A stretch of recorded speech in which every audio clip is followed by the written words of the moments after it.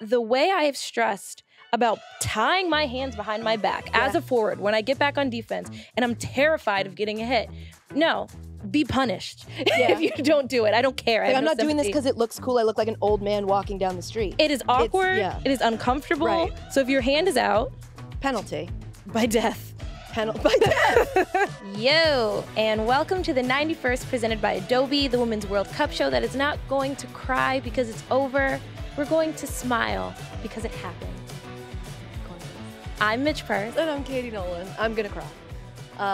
On today's episode, we're going to look back at the World Cup final. We're joined by Sam Mewis for her thoughts on the win, the tournament, and what comes next for the U.S. women's national team. And we're going to give out a few awards to our favorite moments from the tournament. But folks, it's done. It's over. The Women's World Cup has finished. Spain won. They beat England. And if this is your first time finding that out, I'll let you sit with that news for a little. They beat their own federation. 12 Spanish players, we should acknowledge, did not win this World Cup. Our heart is with them. That's got to be very frustrating, very complicated. We'll cover more of the controversy around this team later, as well as the match itself. But first, as a whole, what a World Cup this has been. I don't know if this predates your generation, but this World Cup had everything. A brand new champion. Giants going out in the group stages. I messed up my bracket. Did you have a bracket? A mental bracket, of course. Oh, that doesn't count. It does. A mental bracket does not count. I had... any time you can just say that it was something else. No, I'm pretty authentic. Oh, okay. Well, then that's... take her at her word. We had underdog Cinderella stories, which were wonderful. Swedish goalkeepers playing out of their mind.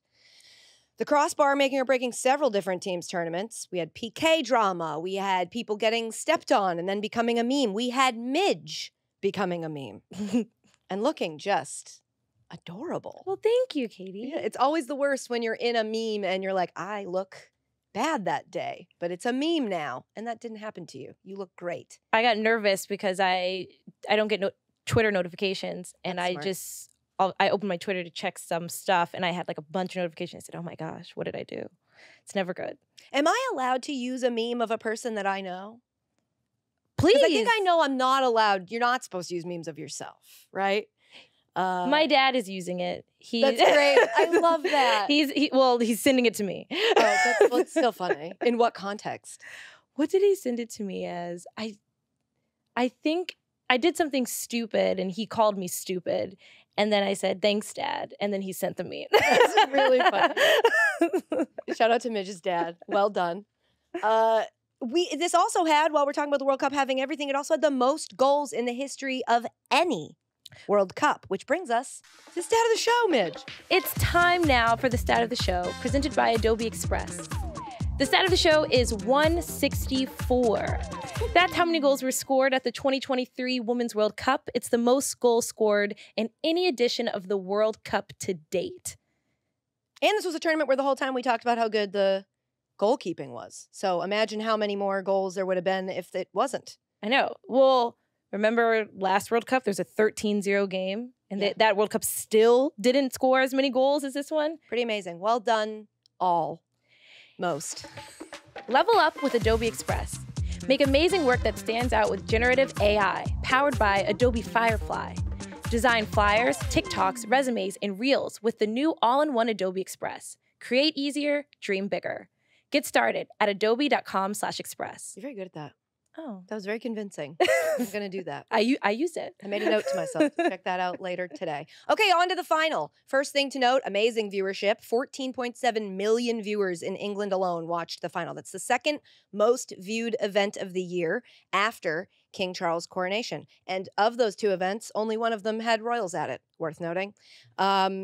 Also, in just terms of the tournament in general, Australia versus England, the highest rated program in Australia's history, 11.15 million viewers in Australia. That's 42% of the country. In attendance for the World Cup as a whole, nearly 2 million total. Attendance at 600,000 more than the previous record. And those four women's national team games here in the U.S. averaged 3.8 million viewers, despite being on in the middle of the night. So, thumbs up all around for all that. I mean, I think it's gonna last. Yeah, I think we're gonna keep doing one. Yeah. I think we'll have another one in 4 years. We keep saying, is it gonna be after this one? These numbers are convincing. They are compelling and they are convincing. That's right. if you are missing out on the investment from a big corporation standpoint, from a partnership, an advertisement standpoint, I think you are just dumb. Yes. And I would like to say you are. A lot of people are because it's still an argument that people make. That it's like, well, if it's not bringing in revenue, it's because it's not being monetized in a way that's as effective because the people and the viewers and the interest is there. Yes. I think FIFA came out and said that they didn't lose any revenue. They did. A lot of them came out and said a lot of things that maybe we'll get to. Yeah, that wasn't a pro FIFA moment. Right. Yeah. but it was a fact. It is. And it's incredible. Yeah, make the investment. But anyway, I did say we were going to talk about the final, and then instead I talked about other things. So let's talk about the final. Spain defeated England 1-0. The only goal we saw was that 29th minute goal from Olga Carmona, who slotted it into the side of the goal. We should mention up top, unfortunately, she found out tragically after the game that her father had passed away. So our thoughts and prayers are with Olga. That has to be, I think she said it was the best and worst day of her life. That has to be. I got chills I can't even fathom. Yeah. And as you said, condolences and prayers to her and her entire family. And she put out a really beautiful post talking about how she knows he was proud of her in that moment. So that was incredible. And she had a great game. She did. She was fantastic. You love to see a goal from an outside back. You love to see someone get up the field. And she slotted that. She finished that like she was a 9. It was incredible. The celebration. Interesting. Caused a lot of conversation because I think, listen, it was early. And maybe you guys are all used to waking up that early. Not this guy. And so I was squinting, trying to see when she lifted up her shirt, trying to see what was written on it. You said you thought. So when I saw it, I said, dang, her Adidas deal must be crazy. I said she must have, because you get these ladders in your Nike and Adidas deals where it's like if you score a goal, you can make it anything. If you score a goal in a World Cup final, you get X bonus. Like your bonuses can be anything. And I said she must have the weirdest specific deal where if she scores a goal in the World Cup final and lifts up her shirt and shows the Adidas brand, she gets like $3 million. It was not the case. Well, see, what it actually was she had written something here, but the logo at the top was more prominent because I believe that was white on a red shirt. And then she had, there is, the Sharpie you use matters. There are thin Sharpies, and then they make those thick Sharpies. And I know sometimes, as someone who's used Sharpies in a lot of projects, you're like, I don't need the thick one. That's it. You need the thick one. So when we're writing something on our shirts that you want people to read, we got to go with the thick one. There's also fabric Sharpies, which I take it a step further. Yeah. A thick fabric Sharpie, I think, is the way to go, just for future plans for writing things on shirts. But also a beautifully intentioned moment. It was for her friend's mother who passed away, so condolences are also expressed to her and her family. Crazy, crazy moments to be paired with historical moments. Yes. The goal would be all that separated them on the score sheet, but in the game, it did often feel a little one-sided. Would you agree with that? A little? I don't know. I feel like that's as a woman who's never going to play professional soccer, I don't want to say that England didn't do anything or that they don't scare me because I've watched that back. But it felt pretty one-sided. Yeah. I mean, I have to say the thing I was most impressed with by Spain was their collective decision-making and knowing when to possess and when to transition. The goal was a transitional moment, and you just saw everyone. Like, everyone knew this is moment. We're going to goal. Like, it's open. We're sending numbers forward. We're flying numbers forward. And against an England front line that is so dangerous, I was shocked how comfortable they were flying so many numbers forward. You know, a lot of teams, when you have really good strikers who you're playing against, you leave some numbers back, you're a little bit more conservative, you're scared of the counterattack to your counter. They were not scared at all. They were not afraid of England. No, they were not. They talked to you, Katie. They were like, Katie said that she's not scared, so we shouldn't be scared. And that showed. That's definitely what happened. There were a few chances for England, the best of which was off the crossbar on a curler by Lauren Hemp. In the second half, Keira Walsh concedes a penalty for England for a handball in the box. Did you feel like that was the right call? It felt like she made her body bigger, which is the letter of the law, correct? I was so confused why there was any controversy. I know. It hit her hand, and her hand was outside of her body. Right. You literally saw her hand do like the Harry Potter, like when he loses his wrist, like it did the thing. Yeah. And I was like, nary a clearer handball. The first angle was almost like it looked like it didn't. And then that angle from the side, it really showed that it did. But what was crazy to me was that angle from the side also showed the ref was standing directly in front of it happening. Front row seat. So it's kind of like, where were you? I needed it to be called, and I wish it was called even without VAR. I wish you didn't need that kind of backup for it, because the way I have stressed about tying my hands behind my back as a forward when I get back on defense, and I'm terrified of getting a hit. No, be punished if you don't do it. I don't care. Like, I'm not doing this because it looks cool. I look like an old man walking down the street. It is awkward. It is uncomfortable. Right. So if your hand is out, penalty by death.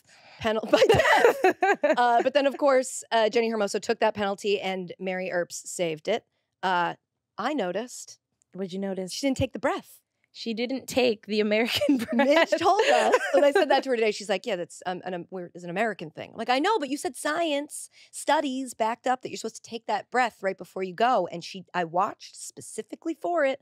And I said, she's going to miss. It's going to get saved. And it did. So I just am a soccer expert now. And I want to thank you for making Well, in case you missed this context. Go back and watch it. Oh, okay. No, but go ahead. Tell them. You can give it too. I was going to say, there are studies that show that if you take a really quick, deep, sharp breath before you take a penalty kick, it calms your body and your nerves down and gives you this, clarity and sharpness and just your energy and your focus, and helps you finish the PK. And that is what they show the United States in all levels of play, all levels of the system.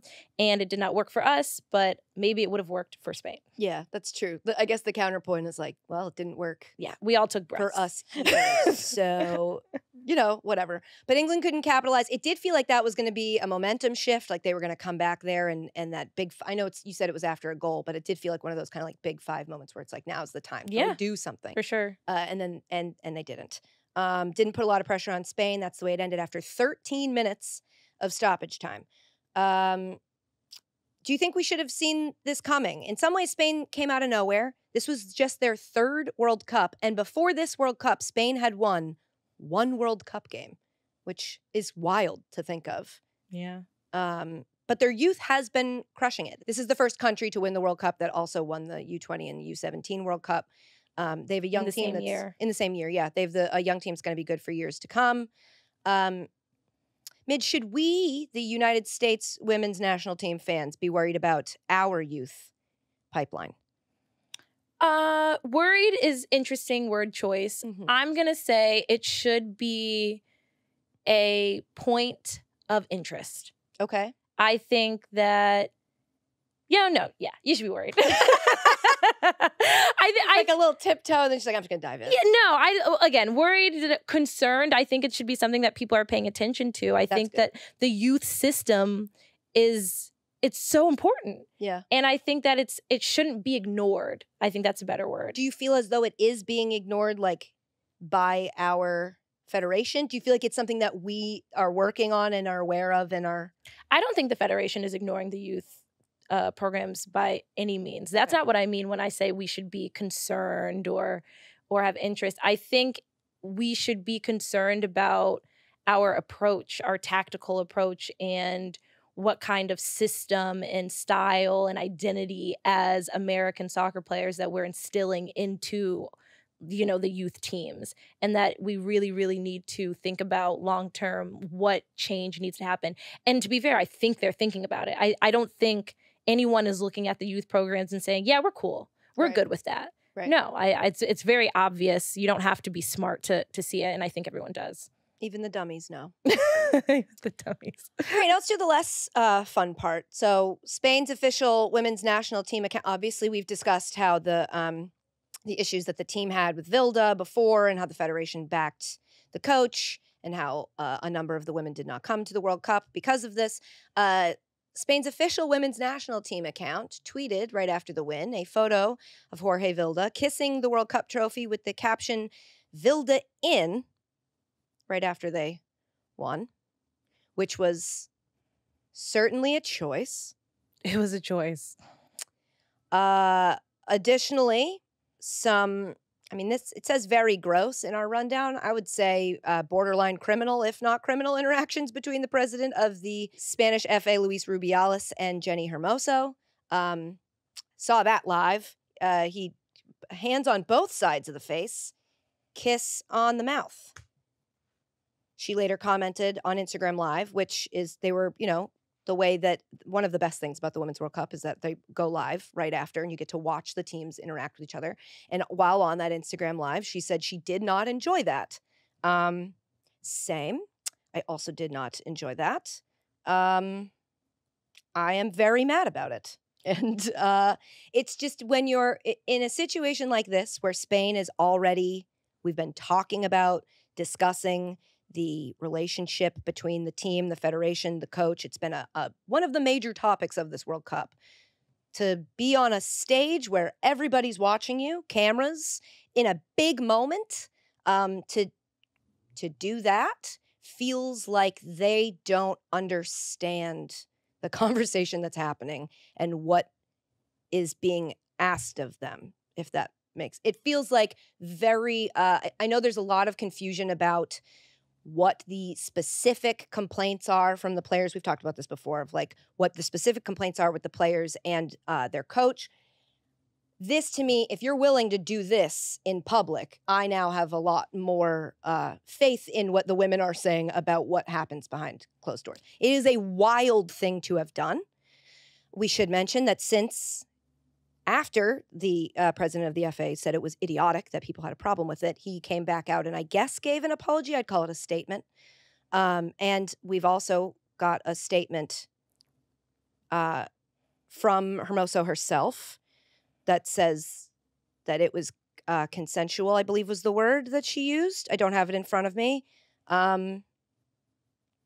I think we can all use our brains to think that maybe that may not have come, it may have come from her own volition. She may have decided to release that statement. It may also have been, she may have been influenced or told to put out a statement like that. So I'm not going to say that I know how she feels more than she knows how she feels. I just think we should use media literacy when reading these things. Oh, there it is. It was a mutual, totally spontaneous gesture because of the huge joy of winning a World Cup. The President and I have a great relationship. It was a natural gesture of affection and gratitude. Also, there was a photo of Luis grabbing his crotch when the team won. Midge, do you have? I feel like I've just been talking. Yeah, for me, it's indefensible. Right. It's deplorable. I cannot fathom in what scenario it's appropriate given cultural differences. Right. You know, we can scale for that. It's still wrong. Right. It's still wrong. And, you know, with what little detail the players have given with the specifics of what's been going on behind closed doors, and then seeing these brass behaviors, these bold displays of just, in my opinion, harassment. And control. It feels like an exerting of control, of like a reminder of like in your biggest moment, during your celebration of your accomplishments. To me, what it does is it licenses me to speculate way more than I was before. Right. And agreed. The amount, the speculation that I have is very damning, and my heart is with the players, and I hope that it concludes in the way that is beneficial to them.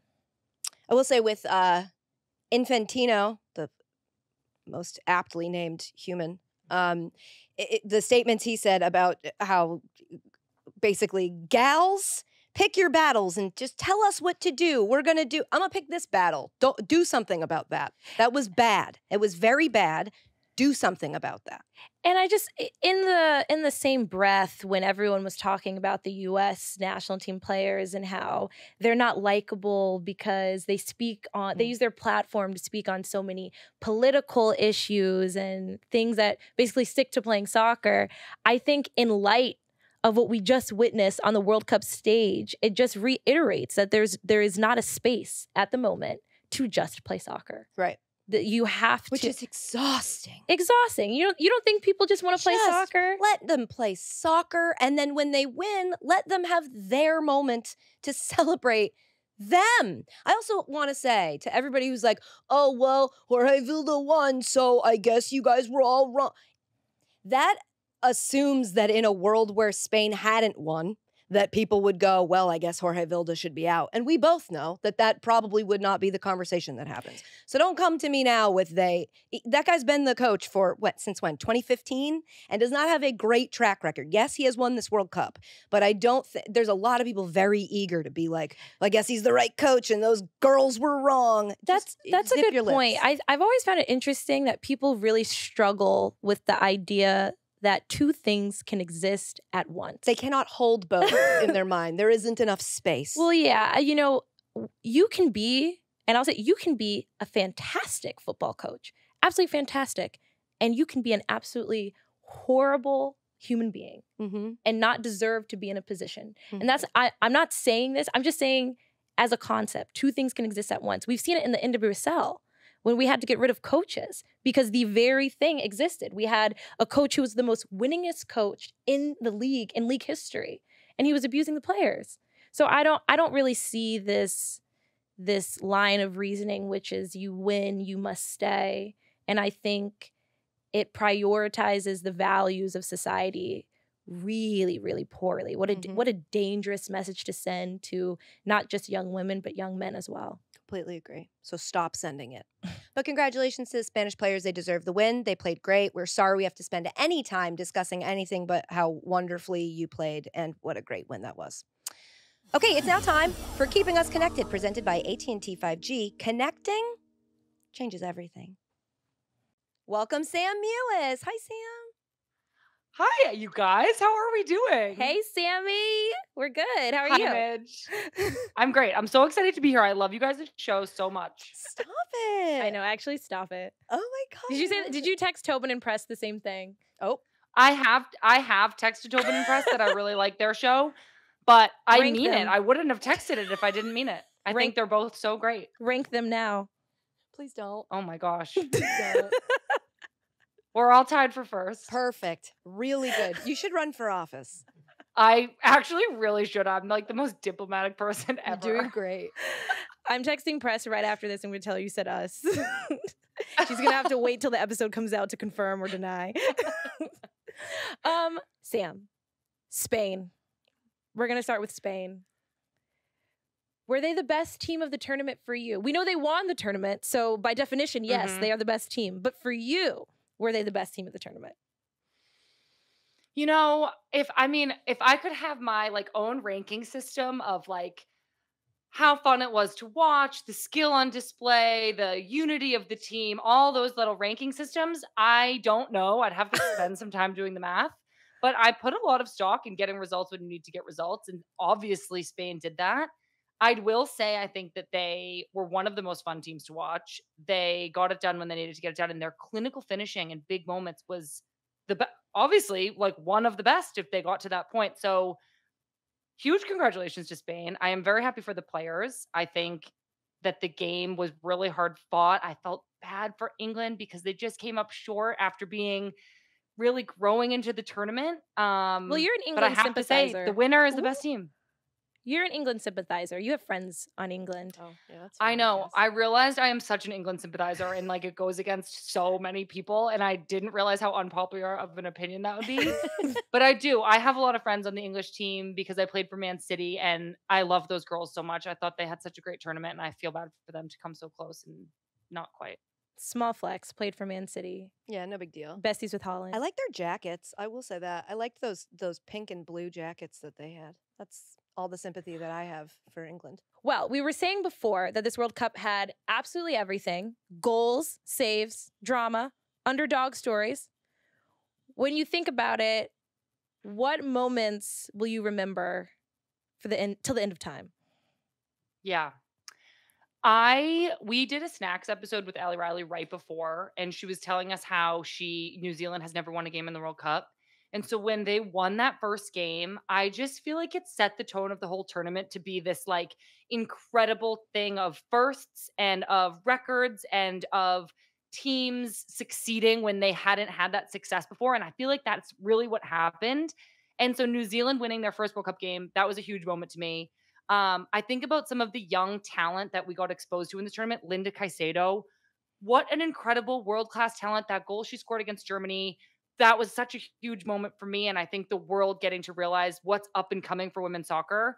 I think about some of the sad moments, like Marta being done, kind of passing that torch along to her Brazilian teammates, to the rest of the world. And then I think about Australia and how amazing they did. They got so far. That Courtney Vine penalty kick, oh my gosh, it was one of the most special moments.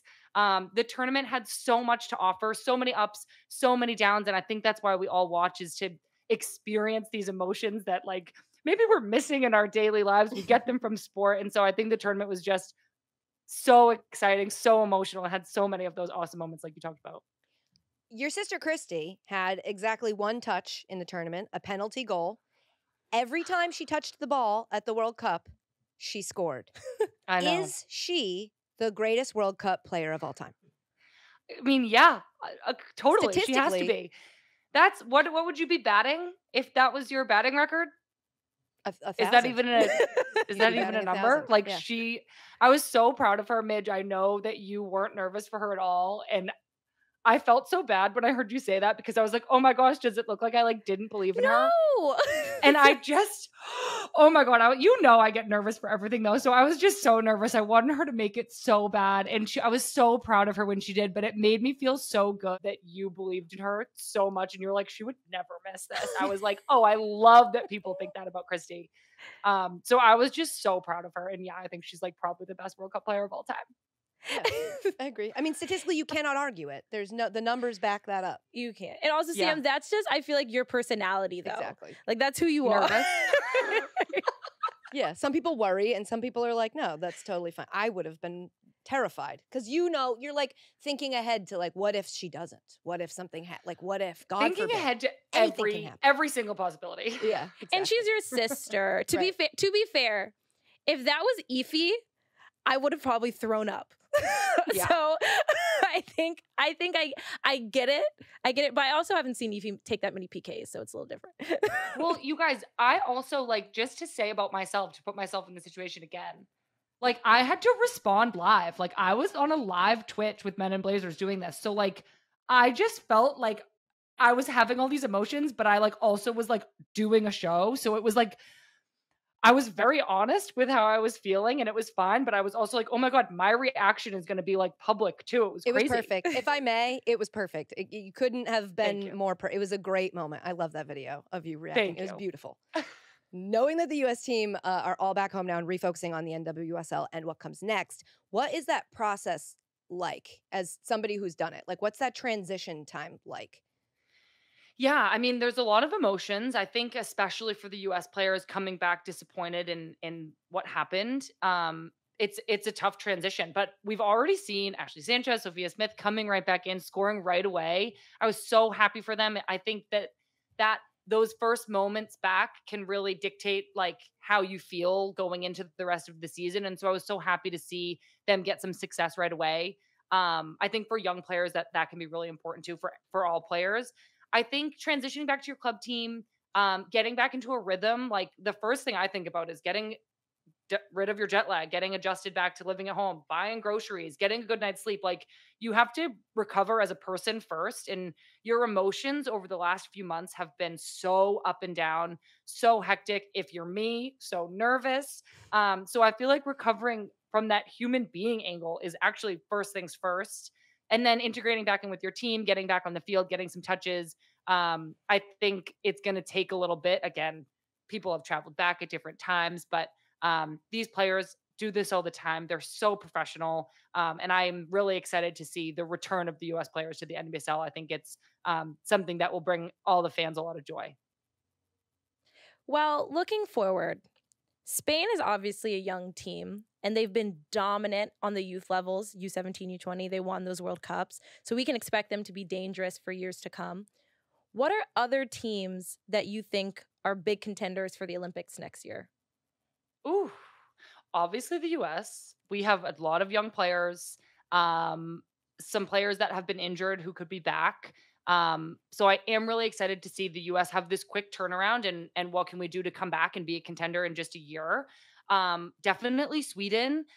Maybe I haven't seen their age breakdown, but Sweden has been at the top for a bunch of tournaments in a row. I think they still, my gosh, they had such an incredible tournament, and to just see it slip away from them was really disappointing. England is going to be right back in there. I think Japan, to lose when they did, was like so disappointing. But then what about all those teams like Nigeria, Colombia, who pushed further than people maybe expected? So I don't know what's going on with Olympic qualifying. Maybe I have to like get caught up on that, or we're gonna have to do like a little breakdown of that soon. And see like who's going to be there, who's qualifying. A bunch of teams. It's going to be like totally up for grabs. Sam, you named like everybody. I'm a diplomat, Midge. You know this. Give me a hot take. Give me something I can clip. That, you know, I hate that. That is my worst nightmare. We're gonna have to put together Jay like a is fake rolling clip. his eyes. We're gonna have to like cut together her audio to make it sound like she said something she didn't say, and we'll get that You pushed out on all the guys. socials for you. Hey, right it's away. Jay. It would be Jay. Your dear friend. Jay is not going to do me dirty like that. He would never. Speaking of Jay and the way that you know him, you have a podcast with Just Women's Sports called Snacks. Can you tell our listeners who don't know about it, which has to be like 2 people tops, what it is and when it comes back? A highly anticipated return. Yes, it comes back on August 31st. That is like next week. Woo. Or the week after. I don't know. It's so soon. Lynn Williams and I have a podcast with Just Women's Sports. It's called Snacks. We cover the U.S. Women's National Team, the NWSL. I'm so excited to get back into it after this little break that we've been forced to take because Lynn went to the World Cup.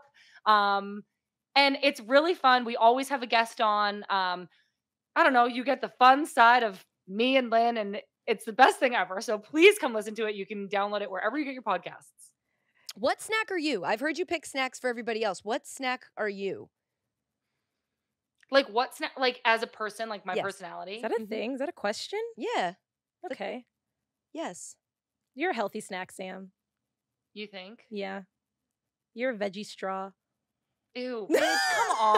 Don't be a veggie straw. No, That's, I like, actually so think they're kind lame. of good. Yeah, they're kind of good. when they have the ranch on them. Right. In a very specific situation. I would not say that Sam is kind of good in a very specific situation. Good for you. Thank you, Katie. You're welcome. That was an incredible compliment. Okay, pick your snack, Sam. I don't know. Can I be like a green grape if I have to be I healthy? love that. I love a green grape. You could pop you in the freezer and you're very refreshing. Yes, I was just gonna Yeah. say frozen green grape. Or Yeah. Well, your dear mushy. friend Jay said you were going to say popcorner, and he said that with 100% certainty. So, Ooh. Well, you guys totally threw me off. Like my favorite snack is kettle corn popcorners. Mhm. Kettle corn. Well, you were close, Jay, but you The were red wrong. bag. There's nothing I like more than when Jay's wrong. So actually, you did a great job by picking a green grape and making him incorrect, and I appreciate that. Okay, I will Jay's ask my pissed. one snack question that's ahead. near and dear to my heart. Are you flats or drumsticks? That's a meal, but Oh. It's a snack. I'm Is gonna it have wings is this it like lame to be flats? No, we are Like I don't want to like embarrass myself. No. I ask for all flats. But I like love to just like pick those two little bones apart and then like clean them. yeah, I was There's gonna a say, way. I was gonna say, what is the way? Because the thing I don't like about flats is that moment What? where you're. The thing I don't like about them, I like them, but my problem specifically is when you're out with somebody eating wings and they catch you doing that, like where you put your tongue through the. Can you do it one more time? No, I think I've done it 6, and I think 6 is enough, if not more than enough. Yeah, So I Katie, don't do know. you pulling them prefer apart? drumsticks? Yeah, that specific issue doesn't happen to me. Sure, because she's just cool in everything she does. But I don't know. My qualm is when people don't clean the wings. When I don't. see I do not. you don't clean them. No, but I'll tell you what, because I grew up watching my dad do the grossest thing, which is with a drum, eating it and then putting it in his mouth like a lollipop and going to get the top of the Well, cartilagey part. I'd toss that. Those My are bad. the drum people, but you got to clean your flats. Okay. It's just we're not gonna get wings. Okay, we won't get wings. Oh, have you I been don't to- think you're ever gonna hang out with me again now that you don't have it. No, you gotta come to Gotham. Flip the coin. Okay. Dan yeah. and John's. When are you coming back to New York? Sam. Me? Yeah. I live here. Who is so- who did you say Dan and John? Who's Dan and John's is a wing place in New York. It's fantastic. I get free promo. I thought you were talking to the camera people. No, And I was like, can I go? Dan and Makes John's. people work our cameras. I love that. I'm giving them 3 free cameramen. promo because I think they're that good. Where is that? I will take you to Dan. You've never been to Dan and John's? No. It's in Manhattan. All right. I think Well, Midge I'll liked me up join. until the last All of us episode. can go, and Jay Snacks can come. Don't. Jay Snacks. We'll see you there, Jay That's a Snacks. crowd, Sam. Bring popcorn. Well, yeah, Midge isn't going to show up now because Jay Never got mind. invited. Plans canceled. All right, Sam, thank you so much for doing this. We all can't wait to hear you back on Snacks. You're the greatest. Your sister is literally the greatest World Cup player of all time. Thank you for being here. We love you. Thank you guys so much. And I love your show. I hope this isn't the end. I'll see you guys soon. Bye, Sammy. Bye, Sam. Okay, bye-bye.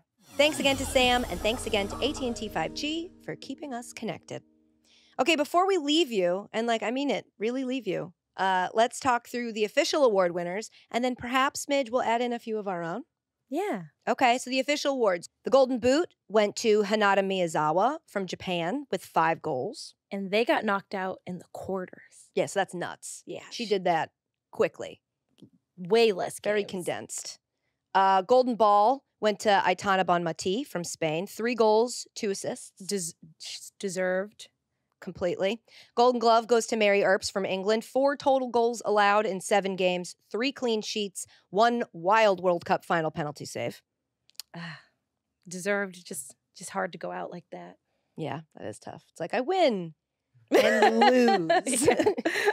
Young player of the tournament was Salma Pata. I've been saying her name wrong. Me Pata too. Uelo. I've know, been the forgetting double that last L. L, and I am deeply sorry. That is me being a moron, which I will admit. But Salma Pata Uelo from Spain with 2 goals. She was great. Literally, of course. Yeah. Of Just course. an electric player. Fun to watch. Young.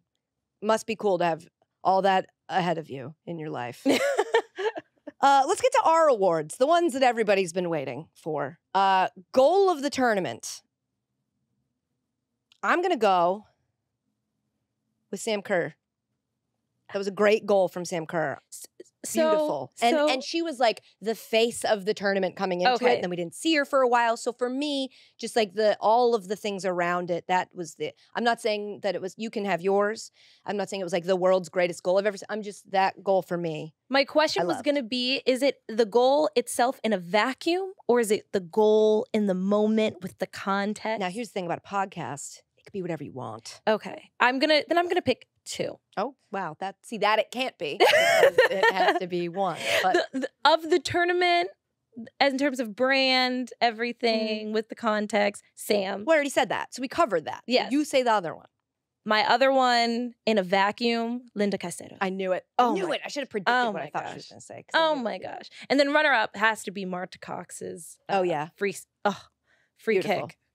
Gorgeous. Disgusting. With a tournament with so many goals, it was hard to pick just 2. And we did pick 3. So there were a lot of great goals, and good job to everybody who scored a goal. Save of the tournament. I'm just going to give it to Mušović because she was so good that all of those combined, she just pissed me right off. So I'm going to So not one save. No, I mean, you could pick one, but any of them are fine. So it's like the infinity gauntlet of saves. Her existing was the save of the tournament to me. She herself was a save. Got it. I can go with that. I like it. It's unorthodox. Oh, look at that. She's picking what I picked. I didn't think that was going to happen. It happened. Okay. Biggest upset. Ooh. I think in retrospect, Japan beating Spain 4-0 is my... You said Japan. I said Japan and I said Span. I said, and we're going to leave it in because I'm a real person. Japan beating Span 4-0 was wild because, first of all, never heard of those 2 countries. Second of all, Japan beating Spain 4-0 is wild, given what we saw from Spain for the rest of the tournament. So it's funny because in hindsight, yes, I see, but at the time, at the time, that wasn't it. It's probably New Zealand. Honestly, I'm gonna go Colombia beating Germany. Oh yeah, I mean that was crazy to me. That was wild. Yeah, that makes sense. That's a good pick. Yeah, that was good. Again, so many we could have picked. Most swag. We didn't name that. Jay did. I just don't want us to get. That's Jay chose the name of the, and I'm going to give it to Alyssa Nair for that PK.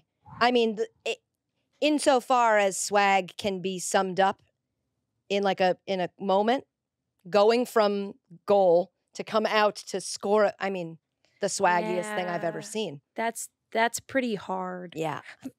You know what? I was going to say Linda Caicedo again because not only was it incredible, it was swaggy. Yeah. But I sold you. I'll go. I don't know. I can't decide. So we're going to go with Alyssa because Sure. I made the executive decision. Biggest face palm. I mean, it could be Germany's exit, Mm. Brazil's exit. You know, I wanted them. I thought they were going to go far. The U.S.'s exit. That was crazy. It's the Spanish Federation and everything it stands for. That's, I think. I concur. Okay, this one is the, oh man, they're going to be scary. So I think we're supposed to pick like a team that is going to be scary in the future. And I'm going to say the United States because since coming back from the tournament, Sophia and Ashley, within minutes of their return, have scored goals. So I think we need a little bit of positivity when it comes to our women. And I think the United States is going to be scary and everybody should look out. Was that convincing? I was convinced. Good. And neither of those goals surprised me. I was like, yeah, checks out. That Yeah, tracks. That tracks. Totally. Nigeria. I knew it. I knew it. Obviously. Yeah. And should they get the investment? Because they were sharing beds in Wild. camp. That's wild. Not the World Cup, but in their camps. Like the lack of infrastructure, the lack of fun, everything. I can't even fathom. I can't even fathom with what they deserve. Nigeria. Okay. And then best moment. I'm going to say when I realized that Fox no longer covers the Women's World Cup, that this was the end of their coverage. That best moment for me. How about you? Oh, what? I had horrible things cross. I know. I bet you did. It was. I can't because I say one little thing. I know. They're So gonna exactly what I you say. don't say a single thing except what your favorite moment of the tournament was. Oh, I don't have one. It's I'm bad too at hard. best. I can't even have a favorite food. I just found out that General Tso's chicken isn't actually from China. Oh, okay. It's Chinese American. Yeah. That's crazy. Right. Yeah. And what impact did that have on your life? I felt like a fraud Okay. saying that my favorite food was Chinese. It's Chinese American. Okay. But that is your favorite food, you're saying? I don't even know anymore. Wow. Everything is upside down. Bamboozled. It might just Wow. be a steak, A steak. a ribeye. A ribeye. I really love How do you get it cooked? meat. Oh, it depends where I'm at. Okay. I'm not gonna just get. Right. You don't want to trust. Like if I'm cooking it. But I like Get it it medium well well. I like it medium well. Okay. All right. Okay. Now you know more about us than you needed to. But aren't you glad you know it?